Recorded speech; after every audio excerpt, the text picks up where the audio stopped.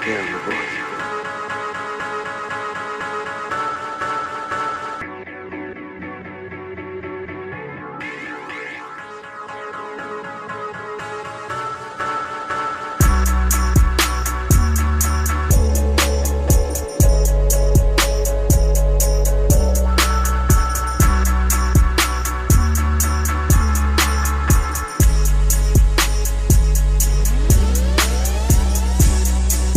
Yeah, let's do it, man. Thank you for joining the show. Thank you for joining another special edition of the show. We are recording live from the TWF studios. A very cloudy day. Let's just be honest about it. But you are listening to the show, the Wrestling Fans Podcast. I am your host, BangEm South, Jason Fastkade, and I am joined by my illustrious co-host, the best in the world today. Do you understand what I'm telling you? The man, Trent Williams, the only guy that I know that will be headlining next week's WWE live event facing off against Nattie, aka Nathaniel Neidhart, but more on that later. Spoiler. Trent, we got a lot to get to, man. We had another fantastic series of shows. It's for some reason, Trent, it seems like the shows are increasing every week. Is that just me? Yeah. Okay. But are you ready, man? I'm ready. Okay, dude. Obviously, let's start off the show talking about our TLC reactions. I thought it was a very good pay-per-view. Close to 3 hours, maybe 2:45. So I mean, it kind of held up its bargain there. Trent, there was an actual pre-show kickoff show. Yep. I didn't even know, but it was like a 15-man, 1,000-man, just randomness, right? Pretty much, yeah. Everybody that's not on the card gets put in one match. Yeah, something like that. But yeah, man, give your reactions. How'd you like the show? I thought it was a good show. I don't have my detailed notes like I did for Survivor Series. I only plan to do those on like the big 5 pay-per-views. That's when I have my more detailed. But overall, I thought it was a really good show. I think every match delivered. A couple of shockers that I didn't see. One shocker with Alexa that I didn't think would happen, but I'm glad it did, obviously. So I was happy about that. Orton and Wyatt, glad to see them. Bray Wyatt, been there 3 years, and he finally has some gold around his waist. It's about time. Yeah, that was crazy. I didn't even realize that he had never had gold ever. Nope. The chairs match, I thought it was way better than I expected it to be. Kalisto and Baron Corbin, they work pretty good together. And I've always been a fan of the David versus Goliath matches to always see how like the little guy's going to use his speed to overcome the big guy. That's why I was always a fan of Rey Mysterio and when they would put him against bigger guys. But overall, yeah, I thought it was a really good show. Okay. My takebacks from the show are pretty much the same, but just wanted to throw something out there. The tag match. Did it seem like the hot tag wasn't at the right time to make the hot tag? I seen you tweeted me or you sent me a message on that, and I didn't notice it when it happened, and I didn't even really watch it back. So I might have to watch it back to see what you're talking about. Yeah, like they're doing I don't even think they started doing the process of denying Slater the tag to Rhino, right? Slater kind of jumps over Bray, and Bray kind of has him in a spine buster position, trying to hold him back from tagging in Rhino, but he does it anyway. Yeah. But it doesn't seem like Bray knows that, hey, it's time to go home, and it looks very clunky, and it ends very quickly. So, I wasn't shocked that they had another rematch, but it seems like Beauty and the Man Beast time has come to an end. So they kind of going back to jobber status, man. Right. And if you watch Talking Smack this week, it looks like they're actually breaking up. Okay. Well, yeah, that was a good run for Rhino. That was a good run for Heath. And they were a comedic duo for a little bit, but maybe he doesn't have any kids anymore, so I don't know. And the obviously the main event with AJ and his wardrobe malfunction looked a little odd. I don't know. I thought that was a little odd to me. I had never seen that before. I ain't either. I don't know. But he didn't get heckled or anything either. So I don't know. No. Like, I think they did a good job of panning out. But one thing I will say, I'm losing my likes for the Dean Ambrose character. Yeah. And sorry, not even the Dean Ambrose character, just Dean Ambrose as a talent. Okay. I think he doesn't really sell as much as he could. Yeah. And especially when he gets thrown or knocked off the ladder into the tables. With when Elsworth pushed it over. Yeah. I mean, Yeah. he's laying there, eyes open, staring up at Elsworth, not moving. Okay, yeah, you could say he was dazed, but the camera guy's hovering over you for about 5 minutes. Sometimes you have your eyes open, staring at Elsworth, staring at AJ. Sometimes you have your eyes closed. At the end of the match, you got your eyes open, still. It's like, come on, man, sell it a little bit. Yeah, I know it's the same thing. It just seemed a little off. And then even on this Tuesday's SmackDown Live, just not a great seller. But that's just me. Yeah. Ambrose, I don't know. I keep going back and forth on him. Sometimes I like him, sometimes I don't. I think, they don't stray away from the corny Dean Ambrose long enough for me to really get behind him a whole lot. Just when I start to like him, they go back and have him doing something dumb. Right. I did like this week how he came out there and hit Elsworth with the dirty deeds and then left immediately. I did like that. Yeah, that was a pretty good opening start to the show. That was very good, very good. And Elsworth, I don't know how long this Elsworth thing goes, but he's still a prominent part of the show, and they're still working around him. So, it is different. Yeah, I'm just worried they're going to actually put a title on him for a week or so. I don't know. Wow. I don't know about a title, but the sooner that he gets his title shot, I think we'll be done with this. There's no reason to keep Elsworth on the show unless he's going to be literally the mascot for the show, just coming out randomly and tossing T-shirts into the crowd. Outside of he could become like the Eugene or something. Yeah, I mean, he's basically going to become the hornswoggle of the blue brand. Once John Cena comes back, once you get more challengers for the heavyweight title, he has to take a back seat. But I don't know when that ends, or I don't even know when that process starts for him, after or before he gets his title shot. This Elsworth thing just needs to, I don't know. It just needs to end, dude. But that's just my opinion, man. That's just my opinion. Yeah, and the thing even from the beginning of this whole Elsworth thing is the hypocrisy of the WWE of having a no bullying campaign, and his whole gimmick is being bullied. Very true. But didn't they do that every single year that they had the bullying campaign? They had someone being picked on the show. I don't know. That's true, but I can't remember if it's ever been on a consistent basis like this. Like, that's his whole gimmick. Yeah, very true. Very true. He would have nothing else if it were not for that. That is very true. So, I mean, I just find the hypocrisy in that just very, it don't sit well with me. But if you're the WWE, to overcome that, you have to have the payoff, which means that he gets a title shot, which means that he actually wins, or that he helps someone else win. So I don't know, man. Maybe we see a triple threat and he finally helps Dean win it, or he costs AJ somehow. But Elsworth is here to stay for at least a little while longer, man. Yep. Okay, man, let's get into Raw. Now, Trent, I will say this. Raw was a pretty good show, and I'll definitely tell you why. The reasons that I like the Blue brand and I watch the Blue brand is because they typically follow the NXT style of presenting a show. You can't have every single title on the line every week. You can't overemphasize a title more than any other title. And so they have a balancing act. Maybe the U.S. title is bigger. Maybe the heavyweight title main events the show. Maybe the women's title, starts the show. Hasn't really ended the show yet on the Blue brand, but, they kind of go back and forth. Same thing with NXT, right?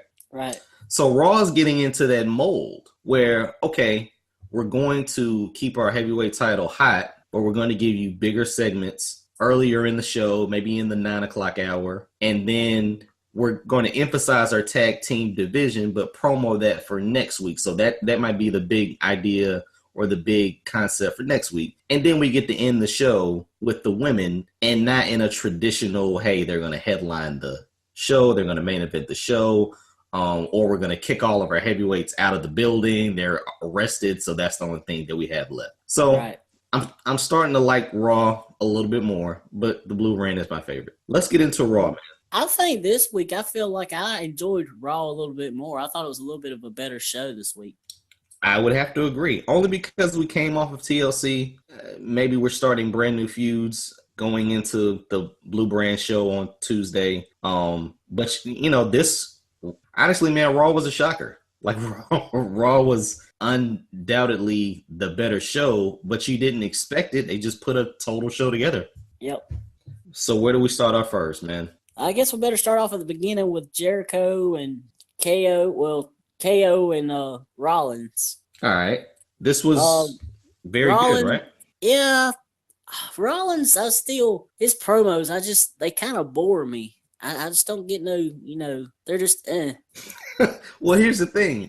Didn't he finally address what everyone had forgotten about for almost 3 or 4 months? Yeah, he did do that. So I don't think it's like what he says. I think it's just the cadence and the sound of his voice that I kind of just zone out sometimes when he talks. Yeah, he's the opposite of Mick Foley. Like, Mick will randomly, like, Mick is one of those odd TV channels where you're watching TV and for some reason, like, you got to bring the volume down, but then you switch the channel and you realize that the volume was set correctly and it's booming loud.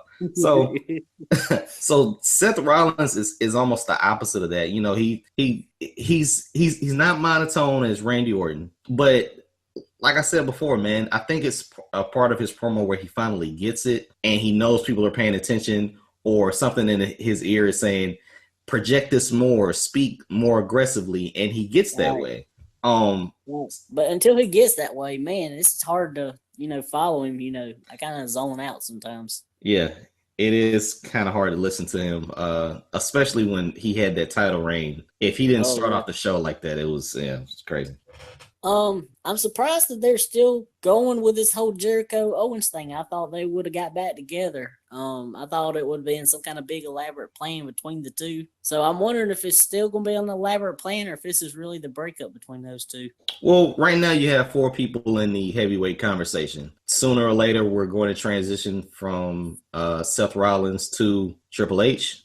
Somehow or another, Jericho or Jericho and Rollins comes together to strip Kevin Owens of the title. Maybe Finn Balor comes back, blah, blah, blah. But you're getting more involvement with those 4 pieces. And sooner or later, it has to shake out. I agree with you, man. I thought they were going to, kiss and make up, but, shake hands and reform. But it is a story. Maybe next week, they'll finally, make amends and be a dominant tag team again, or a dominant duo again. Yeah, and if you'll notice, Jericho did not have his list this week. Oh, yeah, I did, yeah. He came in by himself, and Jericho didn't even have any hijinks this week. Nuh-uh. Okay. And then we go into that opening segment, and we get a match between Seth Rollins and the return of the big, although not quite as big as he used to be, show. Yeah. See what a paleo diet will do for you, Trent. Yeah, man. Okay. It's weird to see him that small. Yeah. But this is him hopefully building up for Shaq, right? Yeah. So I was happy that he came back. If he's in way better shape, I don't know if he's in way better shape, but he's a lot thinner. I think they said he was 385. I don't know what that number means for a giant, but he looks better, looks a lot thinner, not necessarily faster, and maybe he'll be more durable at least for one more match. Yeah. I mean, if he keeps losing weight like that, Shaq might be the bigger guy in the ring come WrestleMania. Yeah, man. I don't know if they're gonna have something at Royal Rumble, but sooner or later we're gonna see Shaq and Big Show, and maybe it'll look better since Big Show is in shape versus how he looked the last time. Yep. All right, dude. I'm gonna skip around here, but let's talk about what could honestly be the most talked about segment of Raw. All right. Enzo and Lana. Yes. Now, I got so many comments for this, but first of all, how did this happen? Like, not necessarily how it happened, but why? She's married, right? Right. And Enzo, that's just what Enzo does now? Is that? I guess. I mean, I like that at least, once he got there to the hotel room, he was kind of hesitant about it. He's like, this is probably not a good idea. I need to leave. And she kept on and kept on. Yeah. That was I swear, when I was watching that hotel scene, I felt like I was flashing back to the Attitude Era. Yeah, that's why it worked so well. And they did it in a very PG fashion, I guess. Mm-hmm. Like they didn't have Lana never really showed too much skin. I mean, let's be honest. The comments that they made toward each other, they weren't very explicit, and you still got the fight at the end of the day. So it was a pretty good segment, man. I'm just shocked that they kind of went in that angle. Although we did see this coming with getting Lana involved or getting that marriage involved. We've already said that Miz and Maurice are going to have something like that down the line. Like his wife or his girl is going to get thrown into a pile of mud or get slammed through a table or something like that. So I'm not shocked that this happened. Just a creative way of getting her involved with other guys. Right. And it made Cass actually look pretty smart too, where once Rusev didn't come out for the match, Cass automatically started thinking, and he was like, oh crap, this was this whole setup. So good for him, good to make him look smart, in that moment. So I'm guessing, is this leading to Cass and Rusev?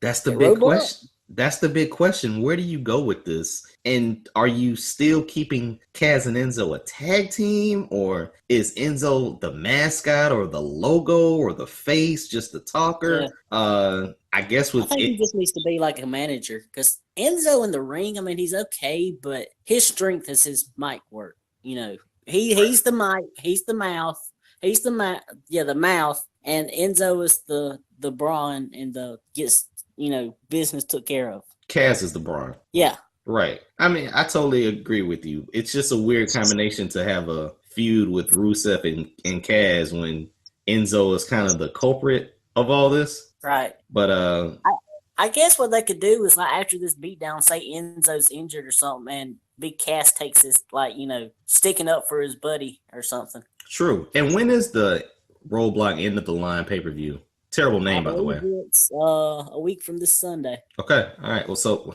yeah, of course. Next week will be our prediction show. Yeah, another one. Yeah, definitely. Okay.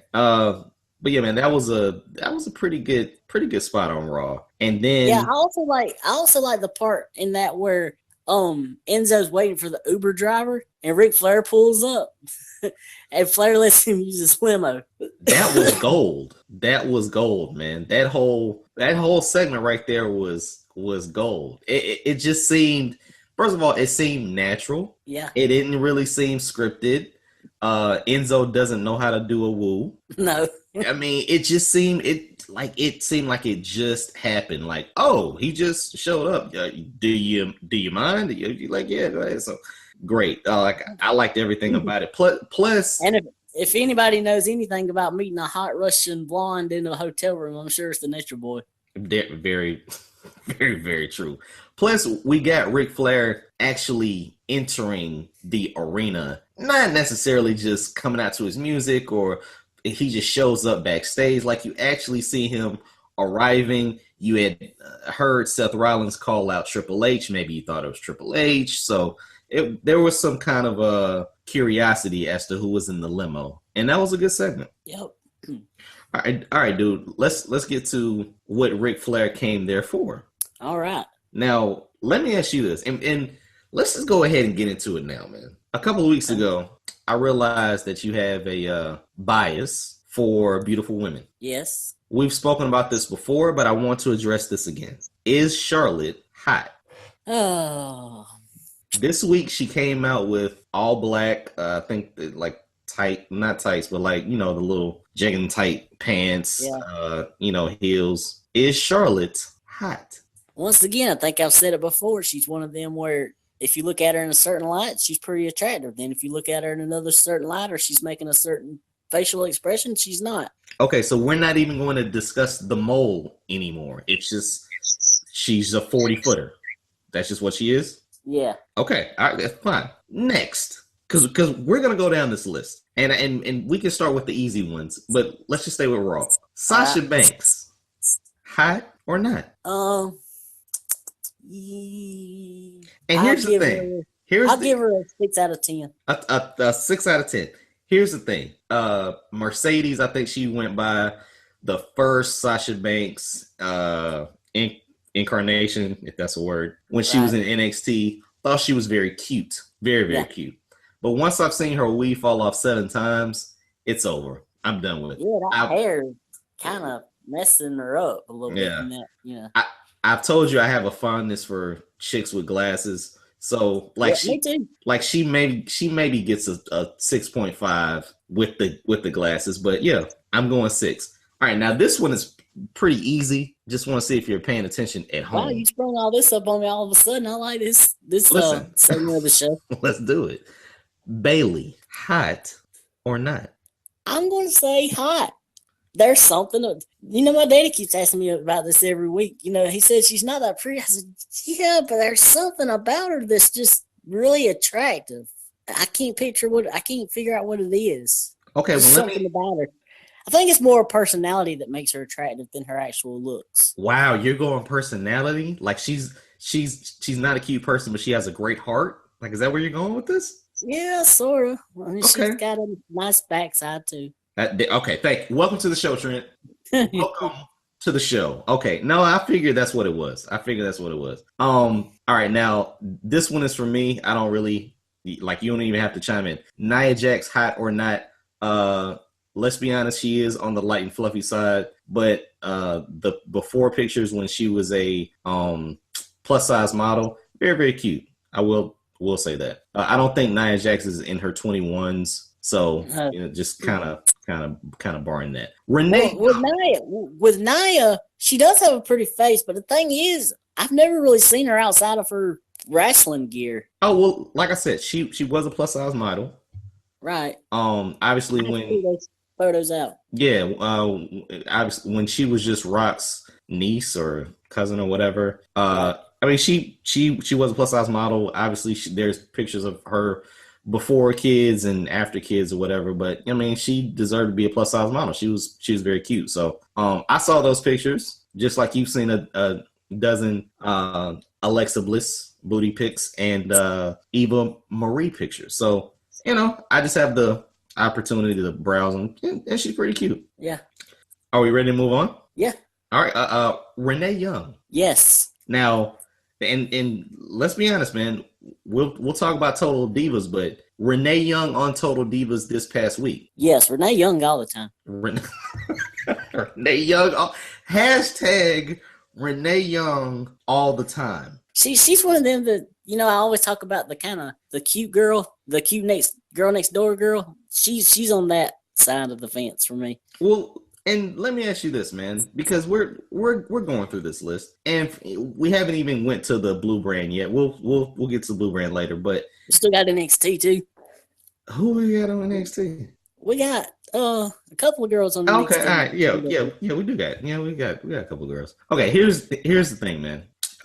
Women's superstars, right? Outside of Renee Young, let's just look at the women's superstars on Raw. Okay, she's not a superstar, so she doesn't have the tone that's muscular and strong jawed, I guess. I think Renee Young is in a different mold, right? Yeah, and that's why she gets that pass, because it's Renee. It's what a typical 5'4" female should look like, right? Yeah, and not having muscles almost bigger than Tony Schiavone, just just a natural looking female with all natural ability, if you know what I mean, right?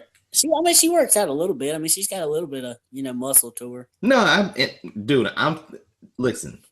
Renee Young looks like she works out at Planet Fitness, and right. Lana looks like she works out at Gold's Gym, right?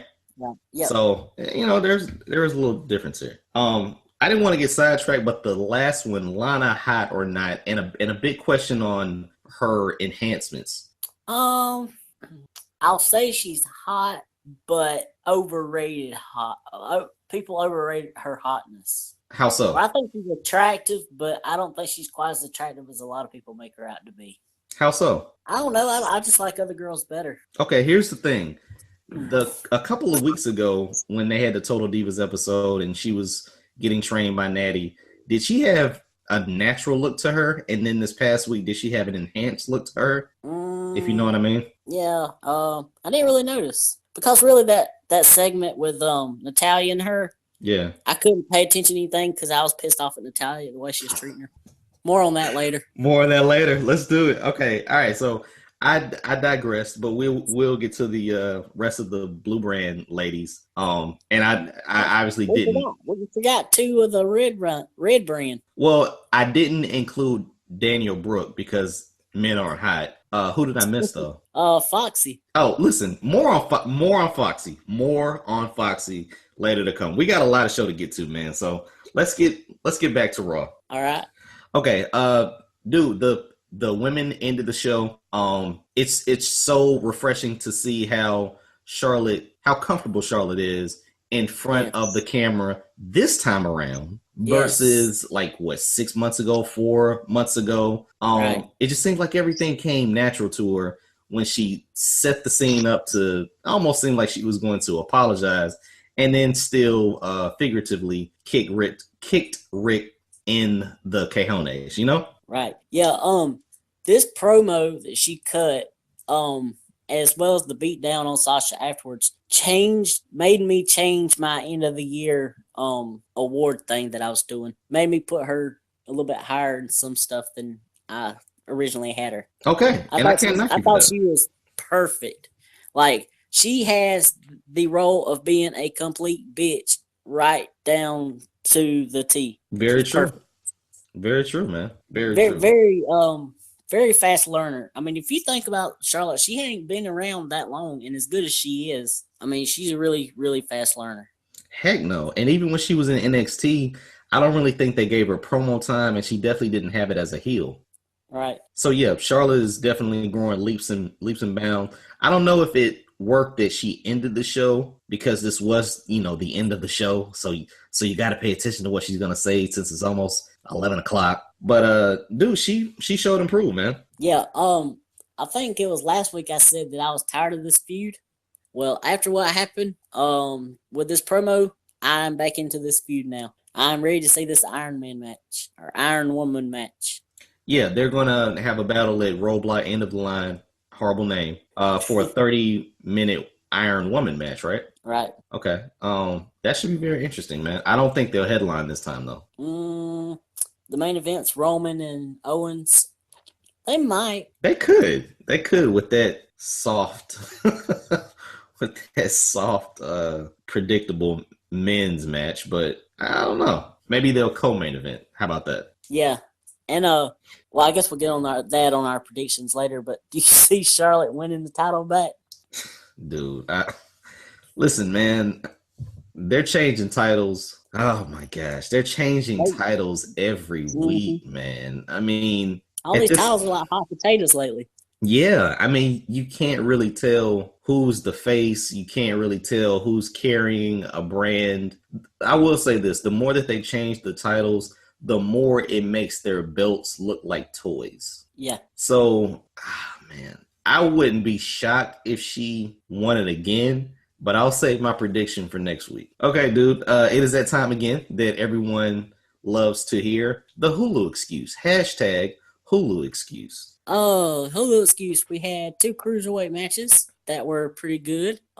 As I'm watching my TV, it's still weird to see that Linda McMahon is part of Donald Trump's cabinet now. Yeah, small business administration. Okay. Yeah. It just flashed across my TV, and it's weird to see her, think about her, actually being in government after watching her on TV all these years. Very true. Yeah, we had 2 cruiserweight matches, and they were pretty good. We got to see the Raw debut of Jack Gallagher, which I'm a huge fan of. Yes, even though he pronounces South Carolina as Southern Carolina. But go ahead. Yeah, well, we'll give him a pass. He's British. Maybe he don't know. Nicely done. Let's see, what was the other cruiserweight? Rich Swann and T.J. Perkins was really good. And let's see, what else do we have? We didn't have no Braun Strowman on this show. No Braun Strowman, any Sammy. We did have Sammy. We had Sammy versus Kevin Owens. Yeah, that was my bad. Yeah, I definitely remember that. They could have a match in a paper bag. I mean, it's just it's so natural for them. So all the matches are kind of good. And I was glad that we got a hiatus from that, but it was nice to see that. So that was cool. Yeah, and then the last thing is Cesaro and Sheamus went to a double DQ with Gallows and Anderson. And next week will be a triple threat match. And if New Day can survive that, they will break the record. Yeah, man. Listen, like I said, Raw was a pretty good show this week. Like I said, for some reason, I felt like I watched the whole show. There weren't any kind of downers or parts where you knew they were stalling. And so it was a pretty good show. Yep. I cannot knock it. Now, good job for the red brand. Definitely. +1 for them. Are we ready to go to the blue brand, though? We're ready. Now, this is the show that I love to watch. And this week, we had a new women's champion. Yes. Alexa Bliss, WWE's version of Harley Quinn, 5 Feet of Fury. Yes. And the pint-sized pit bull and the word that rhymes with witch, obviously, now. Yeah. She is champ, dude. And I like it. Yes, I do too. I'm like Mickey. I really like it, dude. I mean, first of all, she can give a promo. It's just she has moxie. She goes out there and she doesn't care what people think. And the fact that I have speakers taller than her, it appeals to a larger audience that you can be this badass at that size. So it's pretty cool, man. Yeah, they finally have a cute girl in WWE that's my size. Yeah, and she's champ, dude. And she's champ. So listen, I was all for it. I loved it when she won at the pay-per-view, and now her reign starts. But now you get the last kicker, Becky with the good hair, Becky Lynch, chasing for the title in what I think looks to be a natural role for her, man. Yeah, she's I think she's a natural, better when she's chasing for the title, for sure.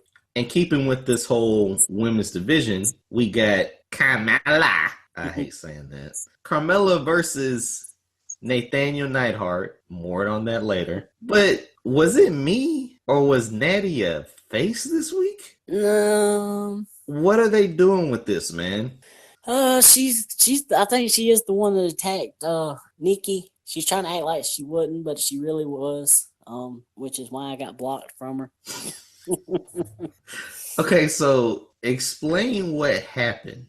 Okay, so basically, I had a tweet that I said that I believe Carmella 110% or 100%, and I said that I would not believe Natalya if she told me the sky was blue and the grass was green.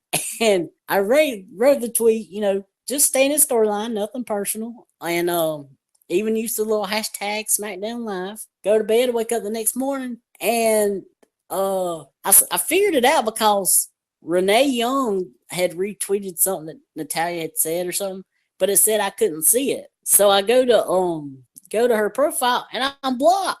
I'm like, what? I said I wasn't even saying anything personal or anything. I said I know she has to get worse than what I said. Yeah. So that's all that you said.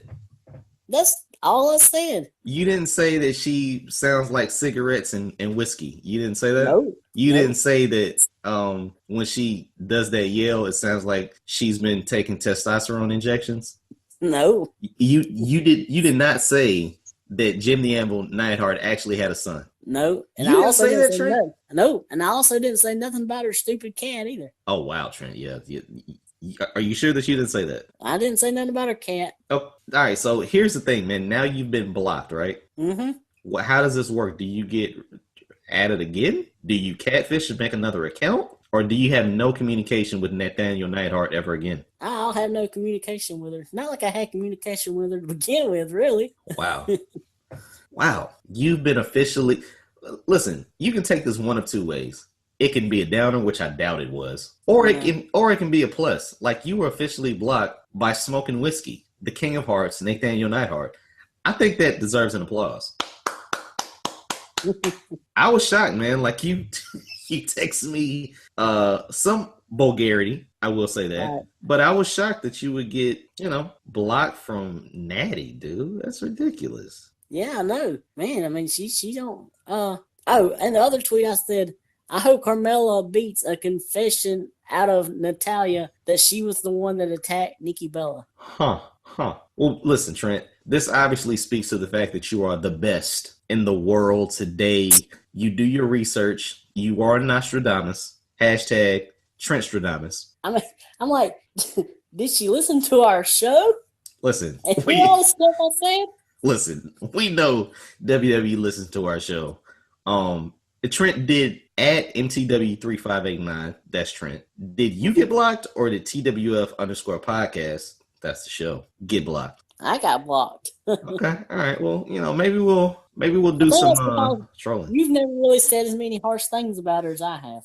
I only said one thing, and then I kept it strictly for the show. So if you wanted to listen to any other, not harsh, any critical things, you can listen to the show, and they're all on the show, available at facebook.com/TWF podcast and available on YouTube at our YouTube channel, The Wrestling Fans Podcast. Nice plug. But I'm surprised that you got blocked, my friend. Yeah. Oh, and on the SmackDown Hot or Not, she's definitely a not. I would not even, like I said, we didn't talk about Daniel Brooke because that's a man. So I wouldn't even put Nathaniel Neidhart in the category of hot or not because that's a man. Right. Okay, so here's the thing. Alexa Bliss, duh. Like we got the hot or not. 7 to 10. What are you giving her? 10. Wow, you're going 10. Okay, well, okay. See, now we're gonna break down the wall here. Becky Lynch. Yeah, because all my favorites are on SmackDown. Exactly. So Becky Lynch, hot or not? Hot. Straight fire. Yeah. What's the number then? A 10. Wow. Okay. Trent is over here building his UN of lovely ladies. Let's go. Let's switch it up a little bit. Let's go feel the glow, Naomi. I'll say hot. You'll say hot. What's the number? Not a 10. Maybe like a 6, 7. Wow, 6 or 7. Okay. All right. Cool. 6 or 7. And Carmella. Hot. Wow. Probably a 8. Okay. All right. Okay. And Maurice is a 10, and Nikki Bella is probably 9.5 or 9. Wow. So wait a minute, Trent. Becky Lynch and Alexa are 10s, but Nikki Bella, why does she get points deducted? Is it personality? Yeah. Okay. All right. So the whole high class thinks she's better than people's mentality. Is it the fact that she thinks that she's a Latino? No, they don't have no. That's actually a plus. All right. Okay. Okay. Listen, man. If you've been paying attention, we just did our hot or not meter, hot or not ratings for 2016. We should definitely come back to this next year in a couple of months and see whether these chicks are still hot or not. But right. And there's more on this. There will also be more on this on our awards next week in the definitely in the TWF only categories. Definitely. All right, Trent. I may have gotten sidetracked talking about hotness here, but I think we were dealing with the women's division. We didn't get any Naomi on the show. Wondering where the heck she is.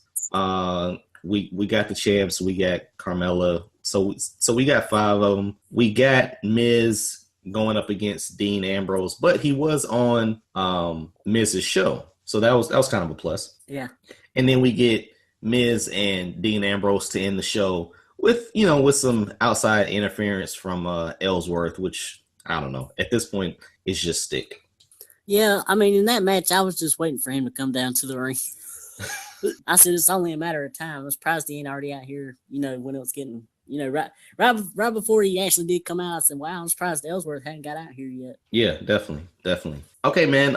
Outside of that, we got the tag title defense. and we're slowly building up the other tag teams to see who's going to go at the Wyatt family next, right?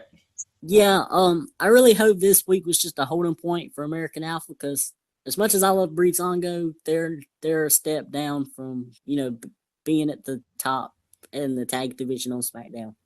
So I'm hoping this is just the holdover for this week. So are you want to get your Fashion Police helmets and hats? Yeah.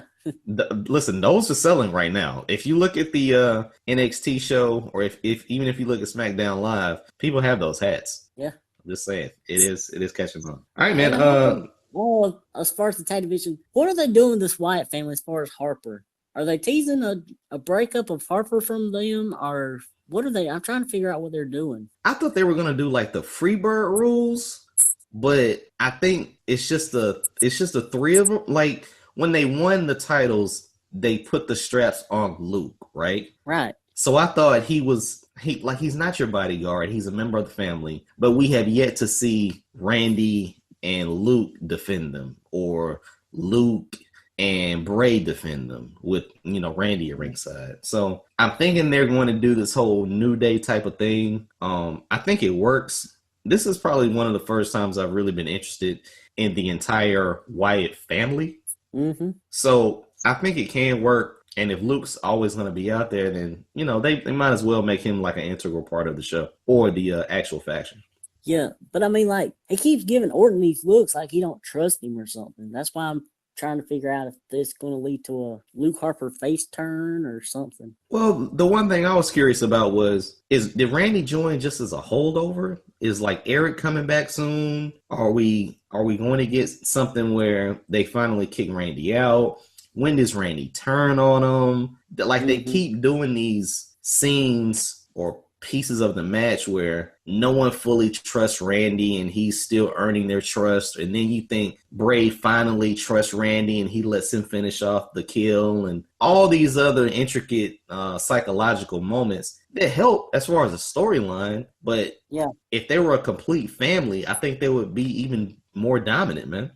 Yeah, it looks like what they're doing is Orton's getting on their hold on. Bray is looking to Orton as like his number 2 now instead of Luke Harper. He's kind of pushing Luke Harper to the side a bit. Do you see that? Yeah, I can see that happening. I just don't know, or I wish it would happen faster so we could see how dominant they could be, or soon, because sooner or later there's going to be a disruption in the family. So we see Randy turn on him. So, I think we're at the point where everyone needs to trust everybody. And they need to just go out there and kick ass because they look dominant, man. I mean, like you got Randy, everyone's waiting for the RKO. You got Bray, everyone's waiting for Sister Abigail. The entrances look awesome.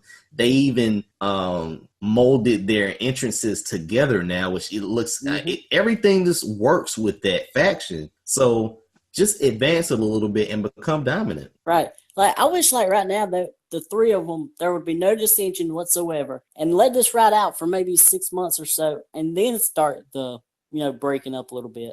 And also, if they are holding this over for Eric to come back, and then that's when they have Orton turn, that's going to suck, because I enjoy Orton and the Wyatts a whole lot better than Eric Rowan.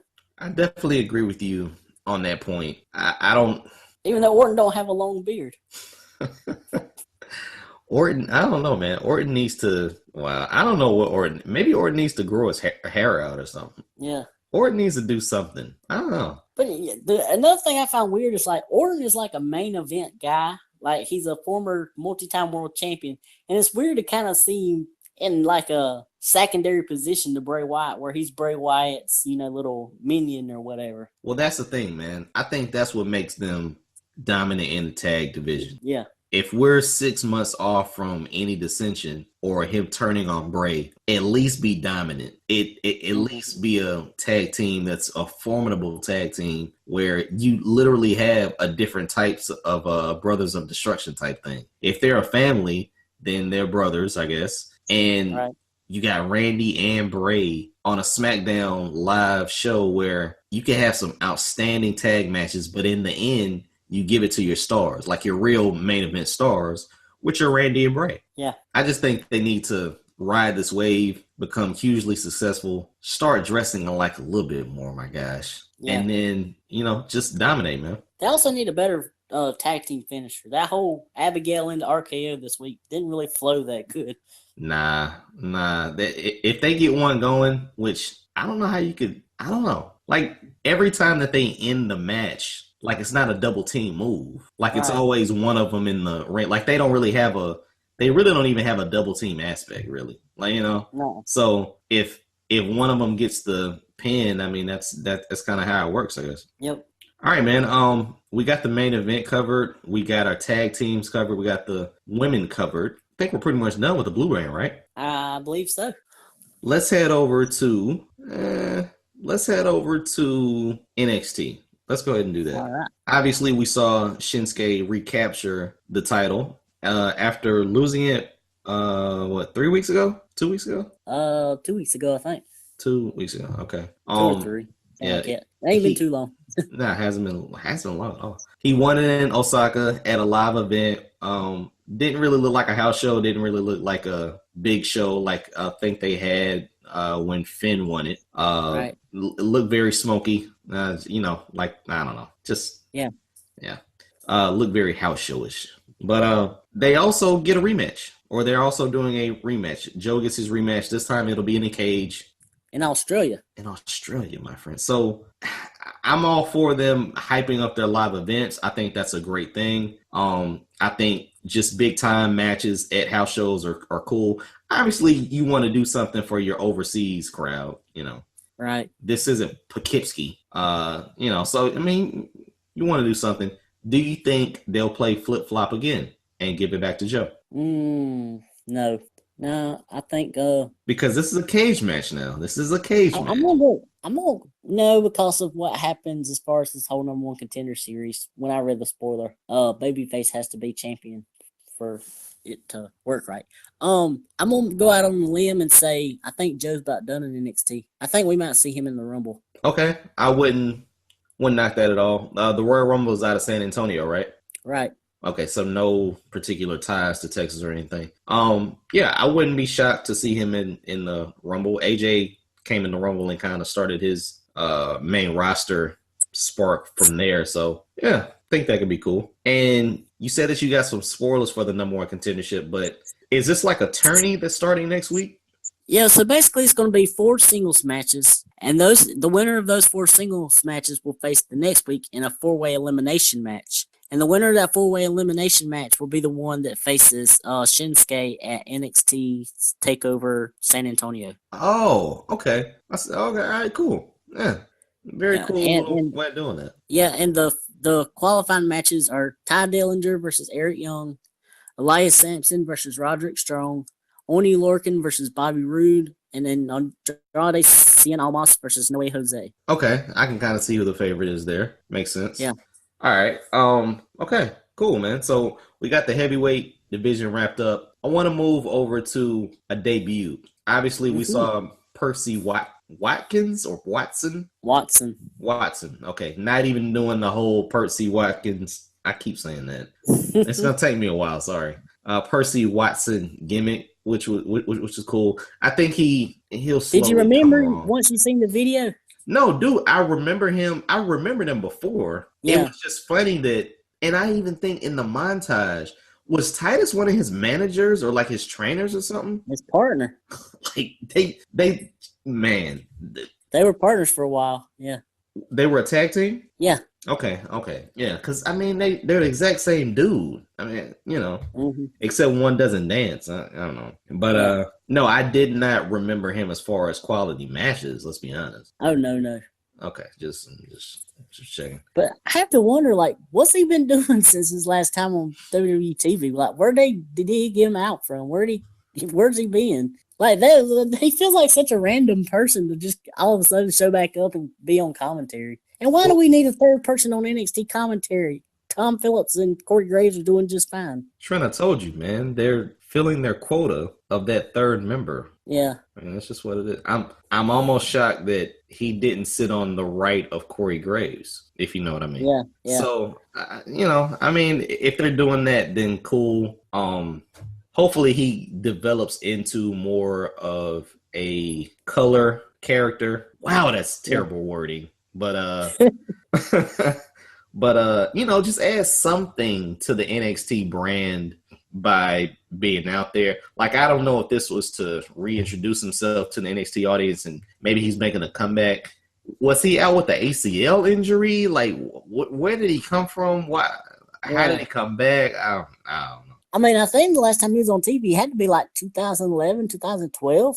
Yeah, man. Listen, I don't think he was a part of what we call NXT, right?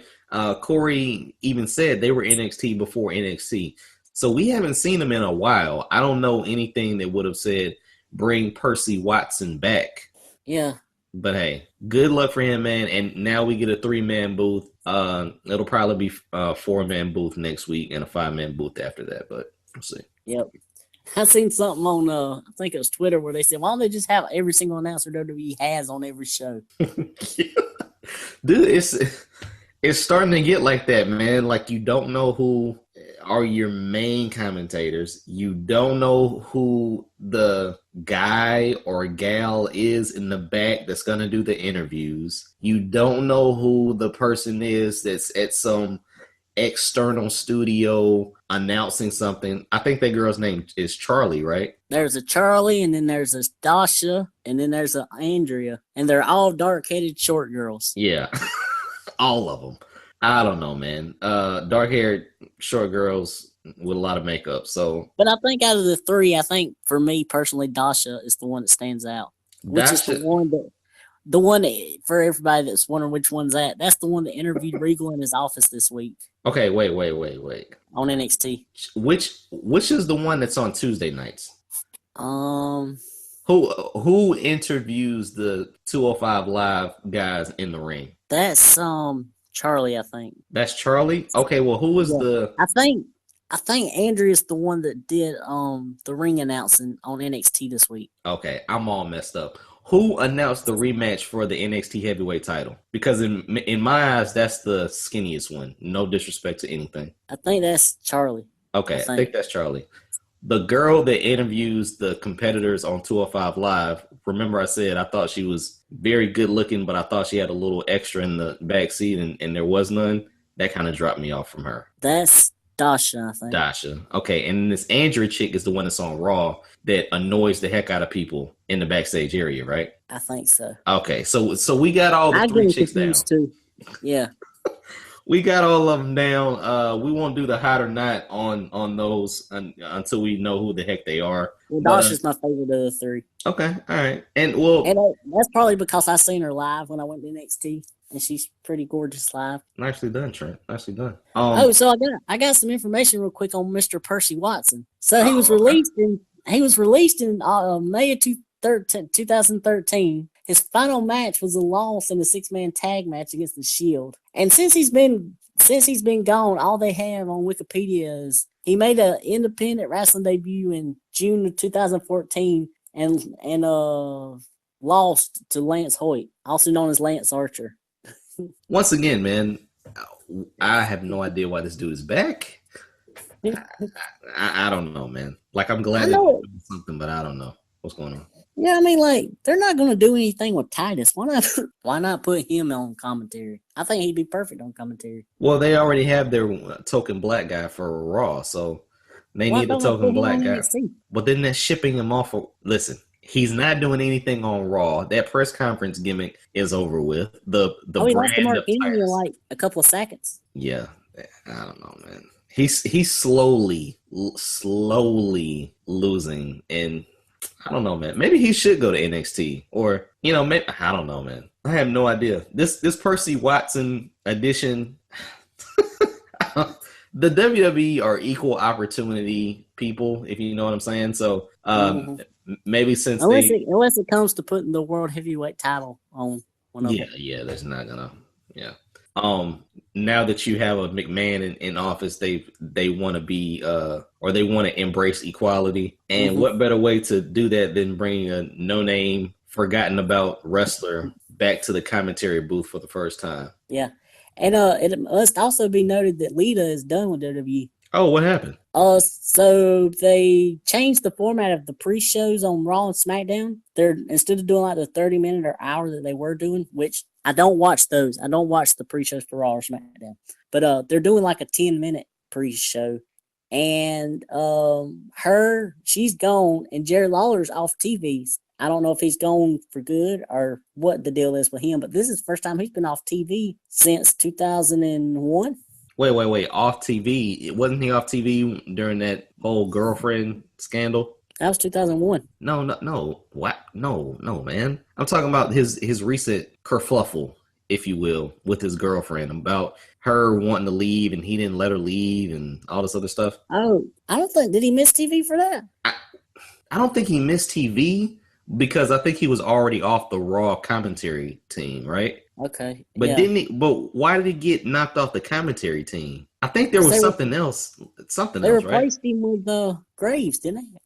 I don't know. WWE's commentary and announcer situation is absolutely crazy. They have way too many people. Yeah, it is getting out of hand, man. Like I even listened to Raw this and past Monday night. And they change them around way too much. Well, Michael Cole threw in a veteran, and I'm like, wow, that used to be your shtick. And now I don't even know why you're there, who's better, who's leading, whose role is what, or why your role is that. It's too many people, man. It's just too many people. Like the Blue Brand, you might as well be watching it seems like you're watching a show with background commentary that you didn't know was actually there. Like if you press the button, they would go on mute, but if you press another button, they would come back. You don't know who's leading, when they're gonna say what this guy does versus this guy. It's just getting out of control. Yeah, and David Otunga is still pretty bad on commentary. Yeah, man, he sucks. He's terrible.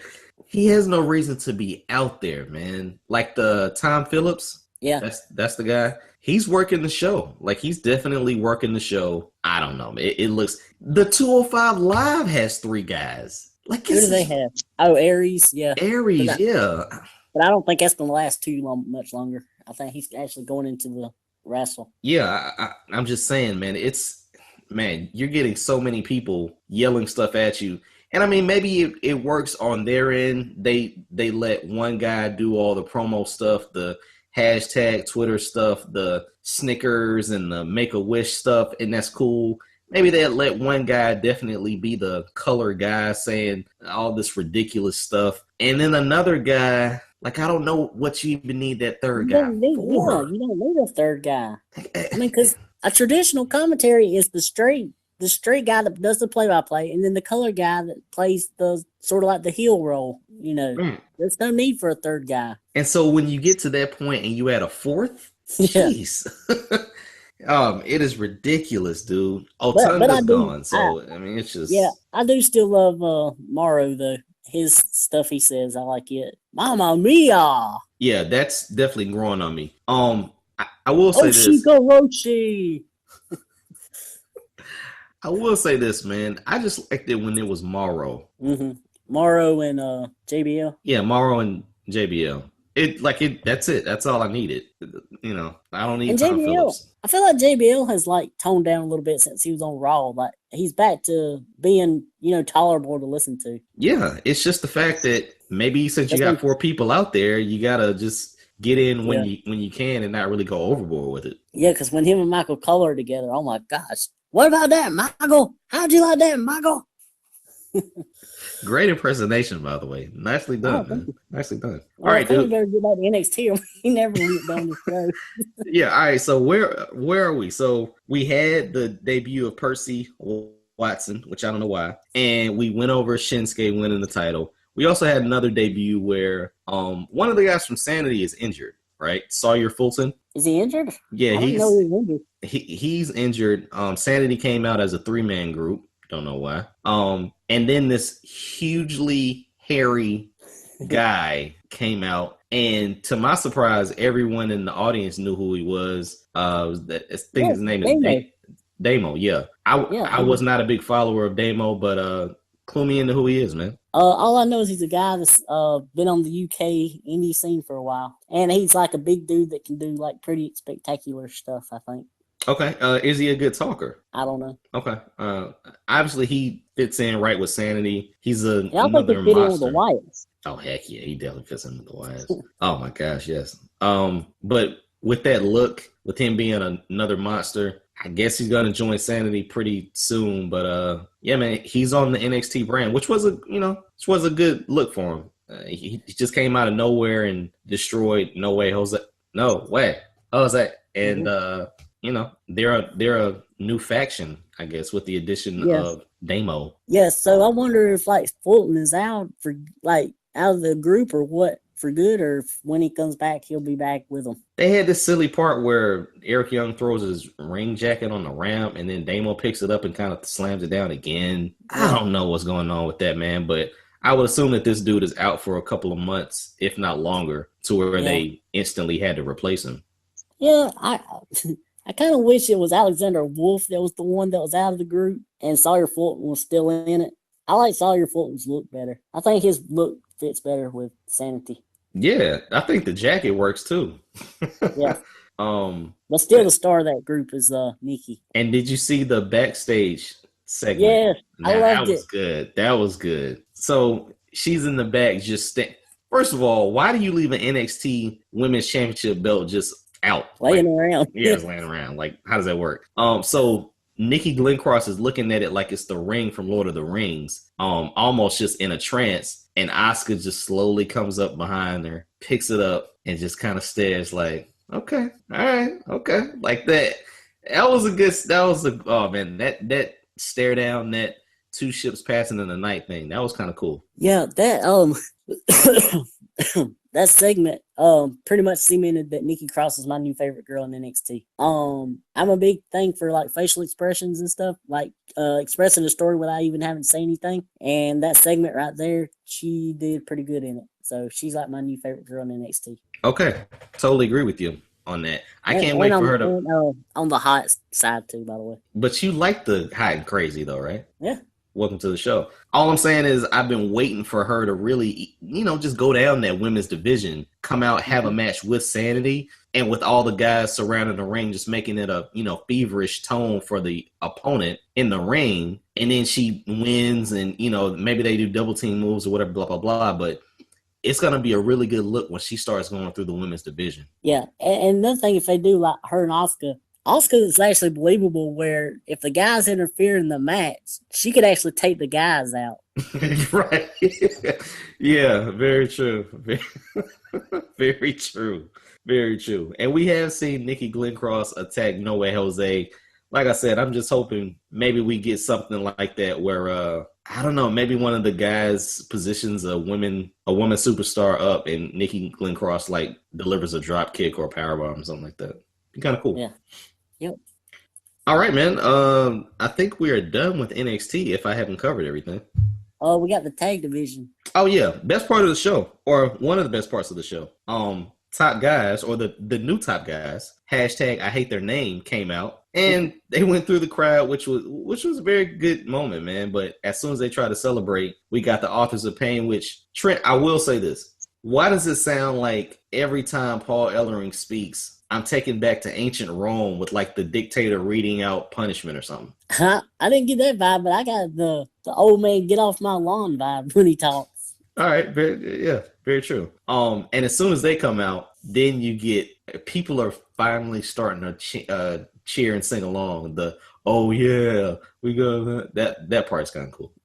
Yeah, man. We got the original top guys, and Authors of Pain pushed them down, and kind of have a stare down with hashtag DIY. Just let's go there. The thing about it is, I don't want DIY to be transitional champions. Yeah, I don't think they will be. All right. I hope not. I mean, they could be the first ones to defeat the Authors of Pain, and it will be a gigantic win for them to just overcome two monsters. So we'll see. Yep. And the Revival get their rematch on the January 11th episode of NXT. And the winner of that faces the Authors of Pain at TakeOver San Antonio. Okay, so here's the thing. What is so special about the January 11th show of NXT? Nothing I know of. Okay. How'd you know it was January 11th? Because they said it was January 11th. Oh, okay. I got you. Is that going to be a Full Sail? I guess. Okay. I'm trying to make a trip down to Full Sail, man. Like, I kind of want to see one of these tapings air, seeing like the same person come out 3 times or something. I don't know. I'm just interested in that. It's kind of cool. And the very last thing on NXT is Ember Moon defeated Kimberly, and Kimberly got a good showing, and that's probably because she's going to be in this women's tournament that's supposed to be starting in January. Okay. All right. Cool. And is this women's tournament? Do we know what's going to come out of it? Will they get a contract for NXT, contract for WWE main roster? I don't know. Okay. All right. But we'll have to check in on that, man. Kimberly, I think that was a play on words, but okay. Right. It's basically like Kimber and then Lee. Yeah. It's not like Kimberly like from the Power Rangers. Yeah. Trust me, I've definitely seen some Kimber Lees before. If you know what I mean. And on the indies, she's known as Princess Kimberly. Oh, okay. Okay, cool. Nicely done. Ember Moon still hits the stunner, which is the most devastating move in America right now. That's right. So that's cool. All right, man. I think we only got one more item to get to, but before we get to that, let's talk about 205 Live, man. All right. Overall reaction from this show versus the initial groundbreaking show. I liked it because I think they're actually giving more than one storyline for the cruiserweights. It looks like we're having a Noam Dar, Cedric Alexander feud, and also we're having a Daivari Jack Gallagher feud, in addition to the feud between Swan and Kendrick, and it looks like now TJ Perkins, it's going to be a 3-way feud.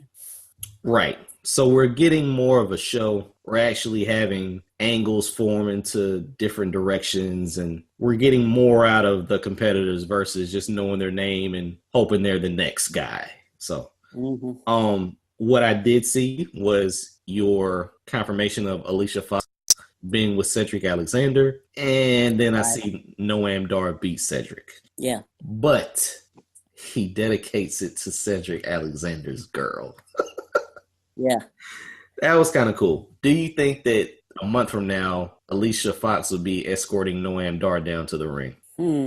I hope not. I actually wouldn't mind seeing Alexander and Fox together on screen. I think they make a pretty good pair. I just don't see what Cedric needs with the chick right now. I think it would add to the kind of obnoxious appeal of Noam Dar. Yeah. But yeah, we'll see. Yeah, man. And I guess Alicia Fox does play a better heel than she does a babyface. Yeah, I don't see them going on dates and her wearing his Letterman jacket. You know, eating milk, drinking milkshakes with 2 straws. I don't see that stuff. I see. You don't see them doing the whole Lady and the Tramp thing with the spaghetti? Nah, I don't see that. I don't see that happening. I see Noam Dar eventually turning into a rock star like D. Brian Kendrick was, and Alicia Fox being his main squeeze, man, even though she's like 7 inches taller than he is. Yeah, that's the funny thing. Everybody on the cruiserweight, no matter who they put her with, she's going to be way taller than they are. Yeah, very true.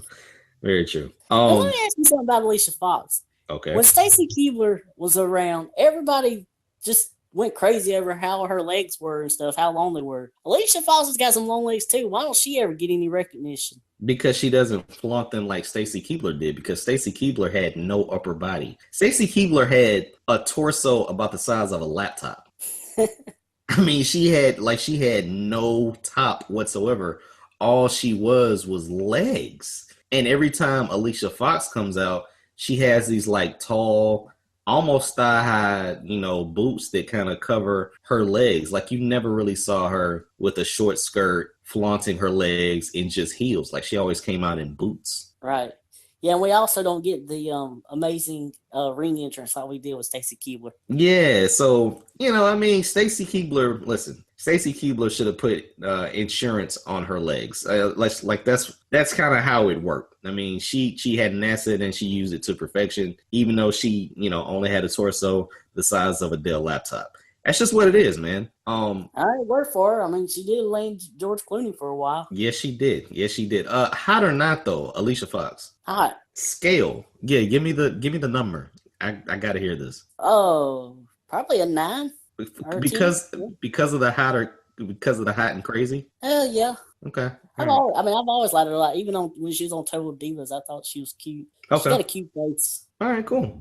Nicely done, my friend. Nicely done. All right, let's get into the other storyline of the show. You already said that we're getting Gallagher and Mustafa Ali. And we're starting to see Arya Daivari. My bad, Arya Devar. What was the Mustafa Ali segment on the show? Oh, that was just a video package, I guess, hyping him up. He's supposed to be debuting soon on there. Cool.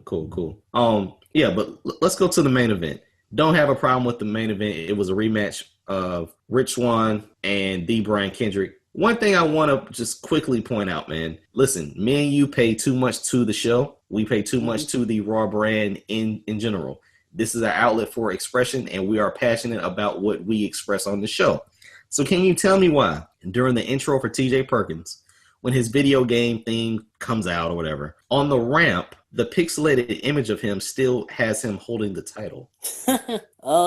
Somebody ain't got on top of that, needs to fix it. That's all I'm saying, man. That's all Somebody I'm saying. needs to fix that in the production area. That is all I'm saying. Like Kevin Dunn's being slack on his work. One of the other things that I noticed, which I really don't have a problem with, was in his opening little entrance at the top, like where you get to select the gamer. It currently has Rich Swann, TJ Perkins, and D. Brian Kendrick, which I thought was a nice touch. If they can make sure that they get that right, take the title off him on the pixelated image. That's all I'm saying. Yep. But we got an outstanding match, and dude, from the looks of it, they were able to keep people there after SmackDown. I think that's still going to be a challenge, but the more that you develop these storylines and get interested in the characters, I think it helps the show. Yeah. Definitely. Okay, so let's get to the moment that I think needs to be hashtagged. All right. Trent texted me yesterday and said that I need to pay attention to Total Divas, even though he is our reality expert, due to the fact that Nikki Bella had an outstanding Oscar-worthy scene on the show with her mother, who was not Latina. That was a Pornhub worthy t-shirt, right? Shirt, right? Wow. Okay, so here's the thing. She's Brie Bella with enhancements, and she's a white girl with spray tan, because I'm not ever going to say that she's Latina. Okay. But the top, the dress, she tried, it was very cleavage. Let's just say cleavage. It's not even a word. But the fact that she tried to put on, like, at one point, she tried to lift the shirt up that would cover a normal girl's chest.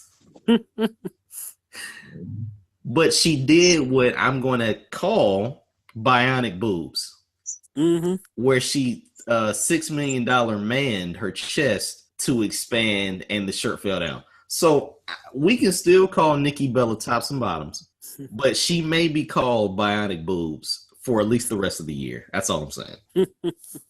That was ridiculous, dude. That was ridiculous. Yeah. I don't know. And that's... It's funny because, like, if you watch, like, all her shirts, like, she's always got major cleavage going on no matter what. Like, they were at that, what was that, like a tree farm or something? And, like, she's got this shirt on, her tits are about hanging completely out. I'm like, man, I said, if I was somewhere in public and my child was there and some girl comes walking through, like that, I'd have to cover their eyes. Yeah, you would really say, hey, we're just going to the grocery store. Could you put a t-shirt on? Like, they went to the wine tasting and that was one of the only times that's what it was. Yeah. I mean, my gosh, dude. Yeah. That's why I asked you about Lana, because Lana still looked like she has the best push-up bra ever, or she has enhancements. Yeah.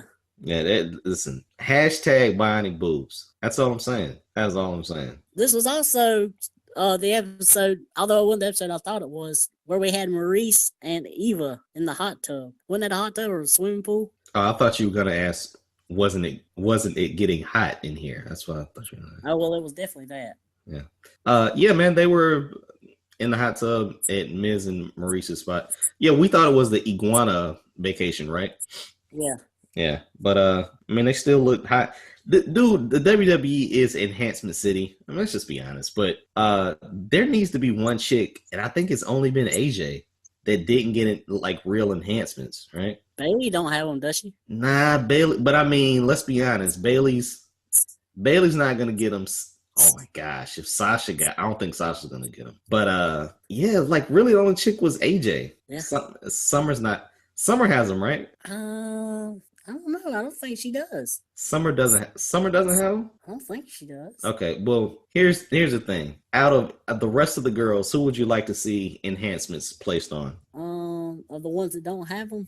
Of the ones that don't have enhancements. 2 years from now, who would you like to see enhancements placed on? You can go Liv Morgan. You can go Daria Baronato. I mean, really, the ones that don't have them, I can't picture them with them because they look okay the way they are already. But yet, I'm not complaining about the ones that already have them. Okay. If that makes any sense. Yeah, no, totally Like there agree ain't no girl that I can say, well, if she got implants, she would look a whole lot better. There ain't no girl, that I can think of. But if Bayley got enhancements, that wouldn't make her cuddly and lovable, would it? No, not really. Yeah, that would kind of take away from the draw of her being a, kid's icon and more of a dancer appeal. Yep. Well, hey, that's how we end the show, talking about enhancements. Yeah. That's how we do it over here. Guys, ladies and gentlemen, listeners of the Wrestling Fans Podcast, make sure that you hit us up on social media. You can tweet us at our official Twitter page for the show at TWF_podcast. And make sure that you tweet Trent. Don't block him, okay? Don't be an Italian. You can reach Trent. You can tweet Trent at MTW3589. And you can tweet me at BangEm South. As always, make sure that you hit up our Facebook page at facebook.com/TWF podcast. And Trent, they can send us email at where? TWFpodcast@gmail.com. Also, make sure that you subscribe to our YouTube channel, The Wrestling Fans Podcast. All of our videos are there, and if some are not, I'm slowly getting to that. But at the same time, make sure that you like, heart, retweet, subscribe, laugh, send 1,000 emojis, and just follow us on Facebook and social media, including YouTube. So with that said, Trent, hope you have a great weekend, man, and I will talk to you next week to discuss more of the craziness in professional wrestling. Thanks, my friend. Next week is our big awards episode. Listen, next week is going down. So next week we'll have our predictions and the best of the years, right? Yep. Holy smokes, man. Dude, thank you for joining the show. Talk to you soon.